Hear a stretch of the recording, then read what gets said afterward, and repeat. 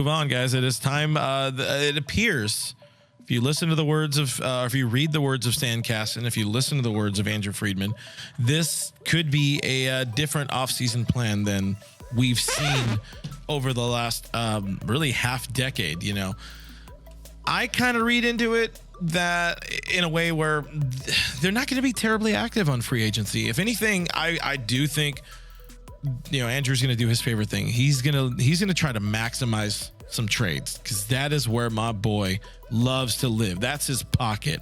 Let me fleece some dudes on players you've never heard of. And that's how he's made his career over the last 15 years in baseball. But Stan Kasten chatting with LA Times and everybody's favorite, Bill Splashke, hinting at the youth movement in Los Angeles. This is what he had to say. Earlier in the last decade, we had a wave of young guys. I don't feel like trying my Kasten impression, because it's hard. My voice is already a little strained. Earlier in the last decade, we had a wave of young guys who were going to be real contributors. We think now we're on the precipice of the next wave of young guys. We just need to make room to allow that to happen. That's pretty big right there.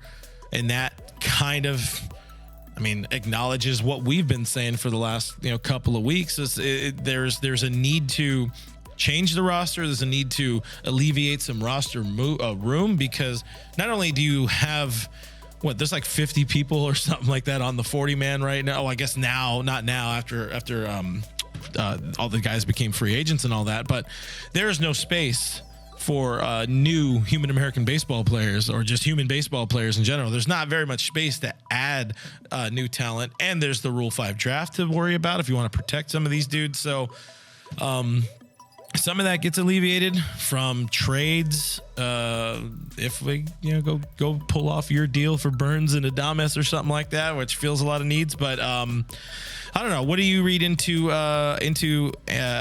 Kasten's words, and then again what Andrew Friedman and Brandon Gomes said a couple weeks ago at their end of season press conference? That was kind of something they alluded to as well. It's like we got to give these guys an opportunity. Is 2023 going to be the kind of, not learning curve, but is it going to be just a very different year for Dodger fans? I think you touched on a lot of great points right there when you mentioned Andrew Friedman and wanting to not only make trades but do it in the offseason. That is when you can get the best value, the best deals. It's like getting Halloween candy a day after Halloween, right? You can get it at a discounted rate.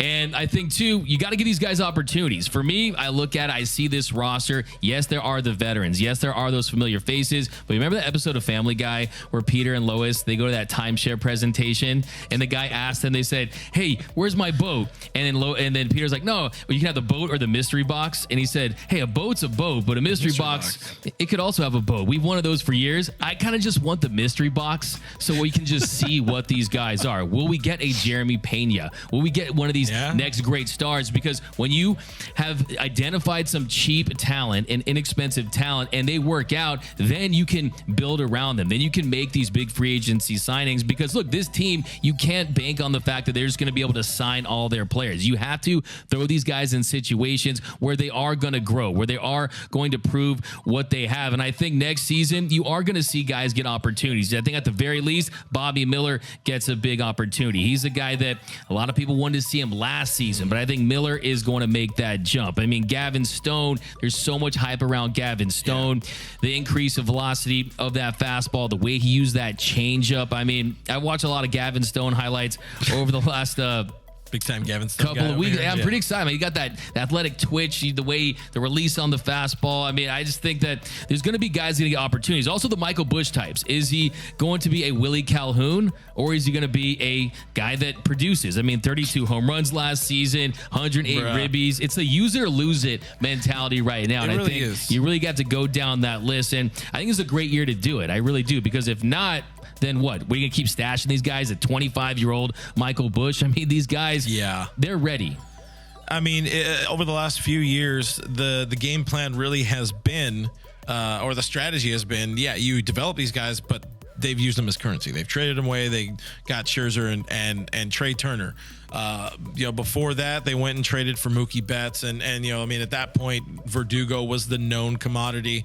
That's what they really look. I think, did you call prospects the 401k, or somebody called them the 401k? It's like, these are take that money out. Take that money out. You got to have your savings account. It's kind of what they view the prospects as, but you're not getting you don't get very much return on investment if you just leave them down there. You're not using it. You don't. What do they call that? It's not a yield. I don't know. I don't know how to do adult things. What do you call that? Where you get money back from your savings return on investment. Yield it's not results, necessarily that, but pay dividends. Just letting them linger down there. It's not doing good enough. And to have Miguel Vargas come up for a month to barely play.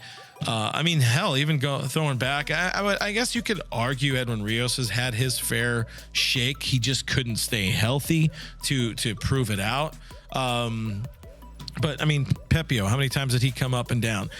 Andre Jackson barely getting much of an opportunity to prove anything. For some reason, the kind of the big guy they decided to rely on was Michael Grove. Michael Grove towards the end of the season, just because they ran out of options on Pepiot. But at some point, these guys either got to go stay on the roster or go play elsewhere. So maybe this is another offseason of a little bit of both.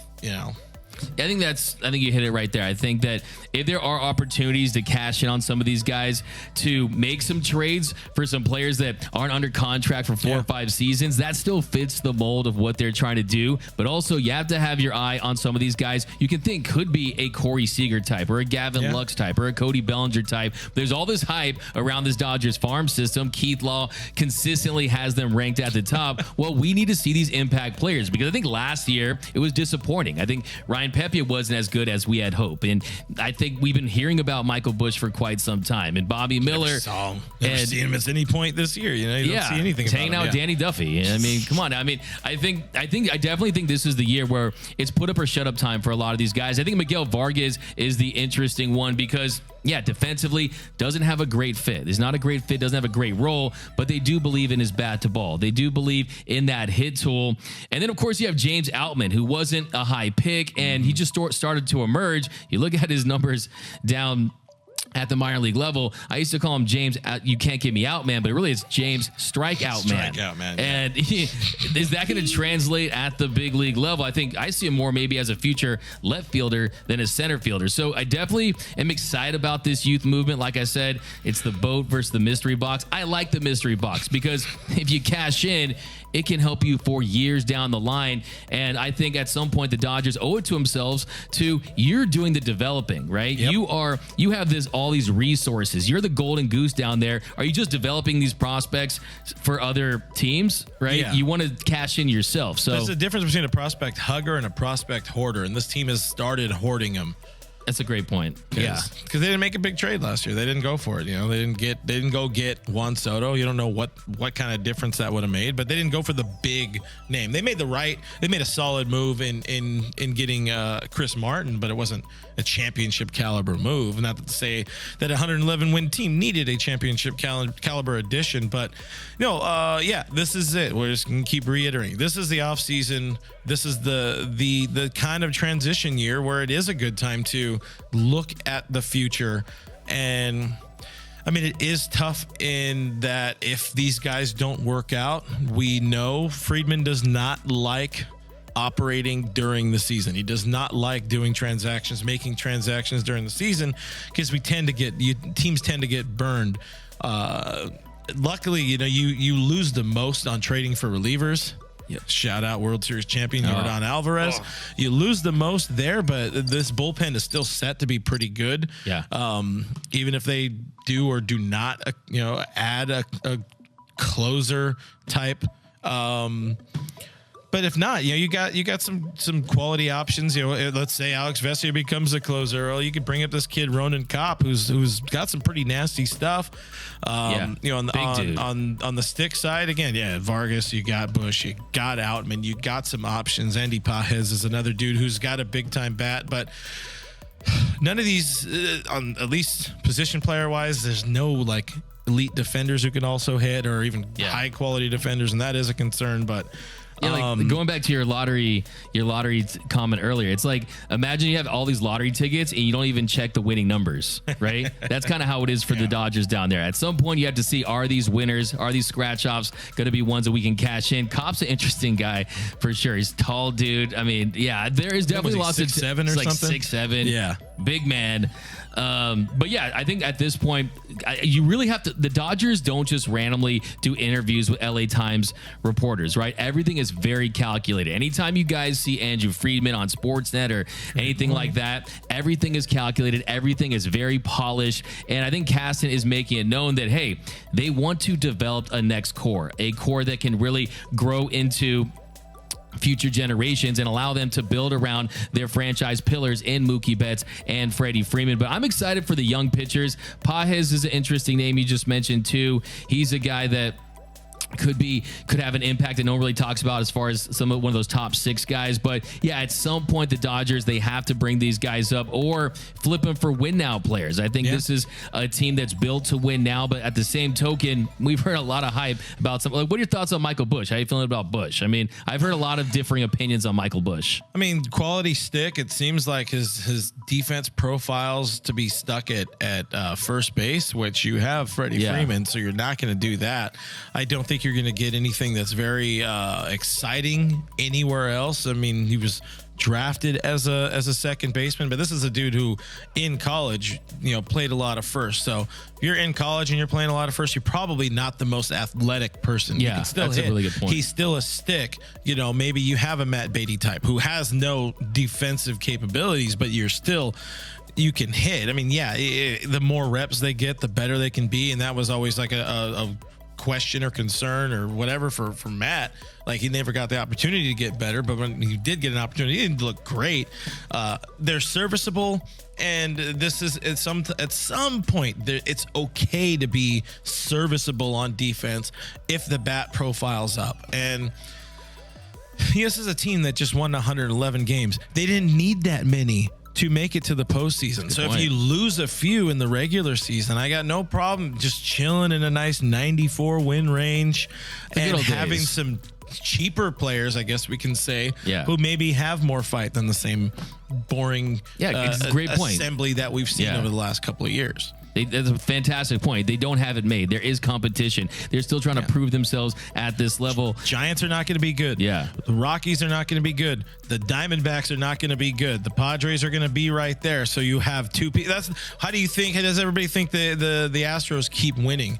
Well, they have the A's and the Angels in the same division as them. That's how you win 100 games. You have some really shitty teams in your division. That's how you keep running out and win 100 games. And I think that's something that tends to fool Dodger fans and national media.